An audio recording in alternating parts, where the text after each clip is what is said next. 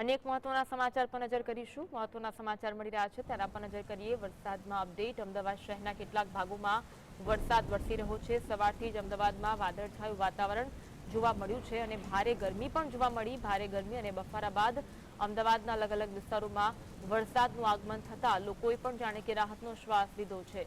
Vejalpur, Jivraj park, Sarkhej સહિતના ભાગો છે કે જ્યાં વરસાદી છાંટા પડી રહ્યા છે। એસજી હાઈવે, સિંધુ ભવન, વૈષ્ણોદેવી સહિતના ભાગોમાં વરસાદ વરસતો જોવા મળી રહ્યો છે। વરસાદી ઝાપટું પડતા વાતાવરણમાં ઠંડક પ્રસરી છે।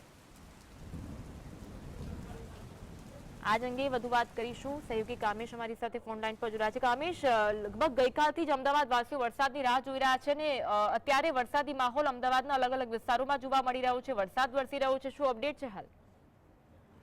બિલકુલ ચોક્કસ એનવી, આપને જણાવી દઉં કે હાલમાં મેટ્રો સિટી અમદાવાદની વાત કરવામાં આવે તો અમદાવાદમાં વહેલી સવારથી જ વરસાદી માહોલ યથાવત જોવા મળ્યો હતો અને ત્યારબાદ કહી શકાય કે ભારે બફારાનું પ્રમાણ પણ જોવા મળ્યું હતું, સાથે ગરમી પણ યથાવત જોવા મળી હતી। આ તમામ બાબતોને લઈને એક રાહતના સમાચાર અત્યારે આવ્યા છે કે અમદાવાદના કેટલાક ભાગોમાં અત્યારે વરસાદી ઝાપટું પડ્યું હોવાનો અહેવાલ સામે આવી રહ્યો છે। જેને લઈને વાત કરવામાં આવે તો વેજલપુરના પટ્ટાથી માંડીને એસજી હાઈવે સુધીનો જે પટ્ટો જે છે ત્યાં આગળ હળવો વરસાદ પડ્યો હોવાની જાણકારી સામે આવી રહી છે। તેને લઈને વાત કરવામાં આવે તો નારોલથી શરૂ કરીને નારોલ વિશાલા ચોકડી, પછી ત્યાંથી સીધા આપણે આગળ વધીએ તો નારોલ વિશાલા ચોકડી થઈને એસજી હાઈવે થઈ સીધા જ સિંધુ ભવન, વૈષ્ણોદેવી, ગોતા સહિત સર્કલના જેટલા પણ ભાગો જે છે ત્યાં આગળ અત્યારે હળવો વરસાદ પડ્યો હોવાનો સામે આવી રહ્યો છે। આ ઉપરાંત બોડકદેવ અને વસ્ત્રાપુર સહિતના જે ભાગો છે ત્યાં પણ અત્યારે વરસાદી માહોલ જોવા મળી રહ્યો છે ને જેને લઈને કહી શકાય કે ભારે બફારા અને ગરમી અમદાવાદીઓ અનુભવી રહેતા તેમાં આંશિક ઠંડક મળી હોવાનો અહેવાલ સામે આવી રહ્યો છે। આજની જો વાત કરવામાં આવે તો આજે વહેલી સવારે પણ પૂર્વના કેટલાક ભાગોમાં વરસાદી ઝાપટા પડ્યા હતા